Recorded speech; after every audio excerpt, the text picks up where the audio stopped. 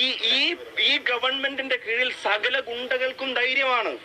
അത് പോലീസിലെ ഗുണ്ടയാണെങ്കിലും ശരി, പുറത്തെ ഗുണ്ടയാണെങ്കിലും ശരി. ഇപ്പൊ ഞാൻ ചോദിക്കുന്നത്, കൊടി സുനിക്ക് പിന്നെ കോടതിയിൽ ഹാജരാക്കാൻ കൊണ്ടുപോകുമ്പോ കാറ് നിർത്തിയിട്ട് 4 വീശാനും അവർക്ക് പിന്നെ ചിക്കൻ കൊടുക്കാനും ഒക്കെ ഉള്ള സംവിധാനം പോലീസ് ചെയ്തു കൊടുക്കുന്നത് ആരുടെ ഒത്താശയോടെ? അവർക്ക് ഇഷ്ടപ്പെട്ട ജയില്, സെല്ലിലെ സൗകര്യങ്ങൾ, പുറത്ത് ഇതൊക്കെ വിവാദമായതല്ലേ? ഇതൊക്കെ പോലീസിങ്ങിന്റെ കുഴപ്പം കൊണ്ട് മാത്രം ഉണ്ടാവുന്നതാണ്? അല്ല, അത് പൊളിറ്റിക്കലാണ്. രാഷ്ട്രീയ സംരക്ഷണമാണ് ക്രിമിനലുകൾക്കും പോലീസ് ഗുണ്ടകൾക്കും ഇവർ കൊടുക്കുന്നത്. അതുകൊണ്ടാണ് ഇത് തുടരുന്നത്. അതുകൊണ്ടാണ് ഇത് നിലക്ക് നിർത്താൻ ഗവൺമെന്റിന് ശ്രമിക്കാത്തതും ഗവൺമെന്റ് നടത്താത്തതും. ഈ ഗവൺമെന്റിന്റെ കീഴിൽ സകല ഗുണ്ടകൾക്കും ധൈര്യമാണ്. അത് പോലീസിലെ ഗുണ്ടയാണെങ്കിലും ശരി, പുറത്തെ ഗുണ്ടയാണെങ്കിലും ശരി.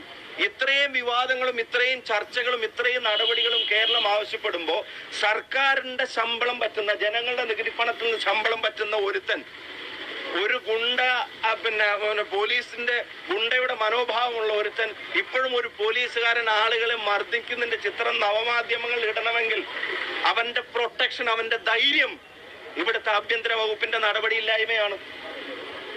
അതാ ഞാൻ നേരത്തെ സൂചിപ്പിച്ചത്. അങ്ങനെ ഒരു ധൈര്യം അയാൾക്ക് തോന്നണമെങ്കിൽ എന്താ, ഒരു നടപടിയും വരില്ല എന്നുള്ളത് കൊണ്ടല്ലേ.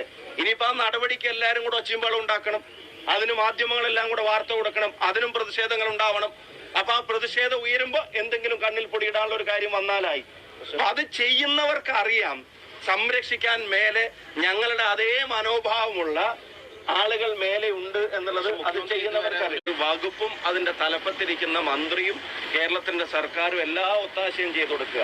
ഗുണ്ടകളുടെ പ്രൊമോഷൻ ലിസ്റ്റിൽ ഒപ്പിടുന്നതാണ് മുഖ്യമന്ത്രിയുടെ ആഭ്യന്തര വകുപ്പിൽ എടുക്കുന്ന ഏറ്റവും പ്രധാനപ്പെട്ട ചുമതല. ഇപ്പൊ ഇവിടെ സൂചിപ്പിച്ച ദുൽക്കിഫലിന്റെ കാര്യം തന്നെ, ഗുണ്ടകൾക്ക് അടിക്കാൻ പോലീസ് പിടിച്ചു കൊടുക്കുക, പോലീസ് സാഹചര്യം ഒരുക്കി കൊടുക്കുക, എന്നിട്ടും അതിൽ നടപടി ഉണ്ടാവുന്നില്ല. അന്നിപ്പോ KK രമ MLA അവിടെ അന്ന് കുത്തിയിരിക്കുന്ന ഉൾപ്പെടെ നമ്മൾ കണ്ടു.